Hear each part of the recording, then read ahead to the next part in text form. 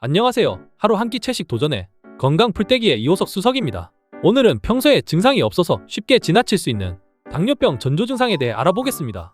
지난 시간에 당뇨는 치료가 잘 안 되는 불치의 병이라고 알려드렸습니다. 특히 당뇨병은 예후가 좋지 않고 혈관 등을 먼저 파괴하기 때문에 심혈관 질환 등의 합병증으로 인한 사망률을 높이는 매우 무서운 병입니다. 특히 당뇨병은 처음에는 증상이 거의 없다가 갑자기 혈당 스파이크와 함께 찾아오기에 더욱 더 평소에 조심해야 하는 병입니다.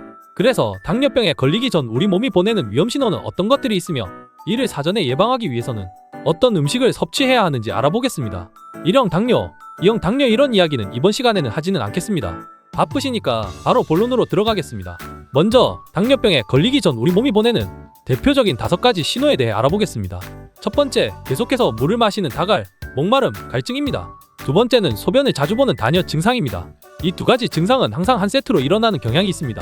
평소보다 더 자주 목이 마르고 물을 많이 마시게 됩니다. 그 원인으로는 혈액에 혈당이 많아지면 삼투압으로 혈액으로 수분을 끓여들여 포도당을 희석시켜서 배출하게 됩니다. 이게 무슨 말이지? 하실 겁니다. 좀 쉽게 설명하겠습니다. 삼투압이란 두용액 간 농도 차이로 인해 발생하는 압력을 말합니다. 즉, 물은 농도가 낮은 쪽에서 높은 쪽으로 이동하려는 경향이 있습니다. 이 증상은 혈액 내 혈당 포도당의 농도가 높아지면서 혈액의 삼투압이 증가합니다. 이로 인해 세포 주변에 있는 물이 혈액으로 이동합니다.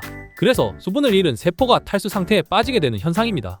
그렇기 때문에 뇌에서 물을 찾게 하는 중추신경을 자극하게 되고 갈증을 계속 느끼고 물을 마시게 되는 겁니다. 물을 자주 마시다 보면 당연히 자주 소변을 보게 됩니다. 이때 신장은 혈액을 필터링하면서 포도당도 재흡수하는 역할을 합니다. 하지만 혈액 속에 혈당이 너무 높으면 재흡수를 하지 못하게 되며 이로 인해 포도당이 소변으로 배출됩니다. 화장실을 가는 횟수가 늘어나고 소변으로 물을 많이 배출하다 보면 탈수 현상이 발생하여 갈증이 더욱 심해집니다. 정리해보면 혈액 속 포도당이 증가하여 삼투압 작용으로 세포 내 수분이 혈액으로 이동함으로써 목마름을 지속적으로 느껴 수분 보충을 하게 됩니다. 보충된 수분으로 인하여 소변이 자주 마렵고 소변으로 빠져나간 혈당을 채우기 위하여 물과 허기를 느끼는 악순환이 됩니다. 세 번째, 많이 먹게 되는 다식과 극도의 피로감입니다. 앞서 말씀드린 다갈과 다뇨와 같이 세트로 함께 작동하는 경향이 있습니다.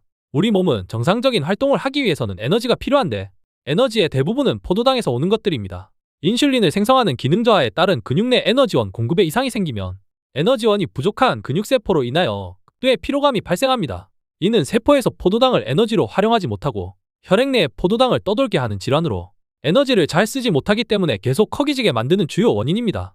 에너지원이 우리 피에는 계속 돌고는 있으나 우리 몸에서 활용을 못해서 배고프다는 신호를 계속 뇌로 보내서 지속적으로 과식을 하게 됩니다.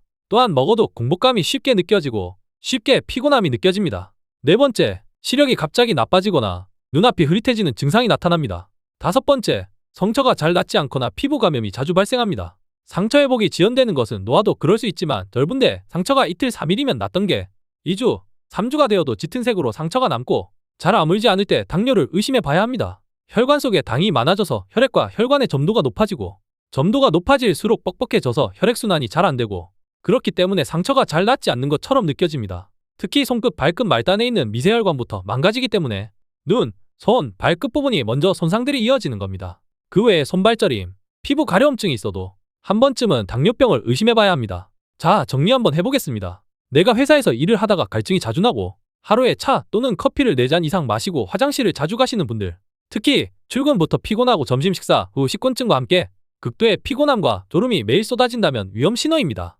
3시, 4시쯤 극한의 공복감과 함께 손발이 저리고 열나고 붓기가 있으신 분들, 또는 가슴 두근거림, 식은땀, 손발이 떨림 증상이 경험이 있으신 분들, 퇴근 전에 컴퓨터 모니터가 뿌옇게 잘 안 보이시는 분들, 여기까지 들으시고 이건 내 이야기인데 라고 하시는 분들은 꼭 병원에서 전문적인 당뇨병 진단 및 치료를 꼭 받으시기 바랍니다. 그렇다면 당뇨병을 예방하기 위해 우리가 할 수 있는 일은 무엇일까요?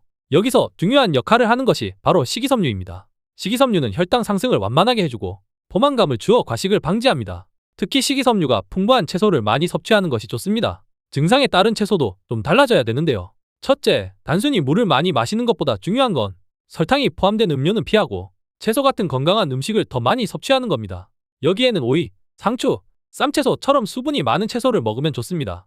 둘째, 피곤할 때 에너지를 공급하는 채소를 추천드립니다. 특히 비타민 B군이 풍부한 채소와 과일을 추천드립니다. 브로콜리, 시금치, 케일 같은 녹색 잎채소를 매일 섭취하시면 에너지 생성에 도움을 줄 수 있습니다. 셋째, 시력을 위한 채소, 그중 비타민 A가 풍부한 당근 섭취를 추천드립니다. 당근뿐 아니라 고구마, 시금치 같은 색깔이 진한 채소도 비타민 A가 풍부하여 시력 개선에 도움을 줄 수 있습니다. 가능하다면 채소를 생으로 먹거나 살짝 익혀서 영양소 파괴를 최소화하세요. 여러분, 건강한 식습관은 당뇨병 예방의 첫걸음입니다. 오늘부터 식이섬유가 풍부한 채소 섭취를 일상에 적극적으로 도입해보세요. 건강한 식습관으로 당뇨병을 예방하고 더 건강한 삶을 살아가시길 바랍니다. 지금까지 건강풀떼기 이호석 수석이었습니다. 이번 영상이 도움이 되셨으면 구독, 좋아요 부탁드리고 이제부터 채소 섭취를 늘리겠다고 생각하시는 분들을 위하여 준비했습니다. 아래 링크를 클릭하시면 당뇨에 좋은 무농약 채소를 집에서 바로 받아보실 수 있습니다. 오늘 영상 시청해주셔서 감사합니다. 건강풀떼기 이호석 수석이었습니다.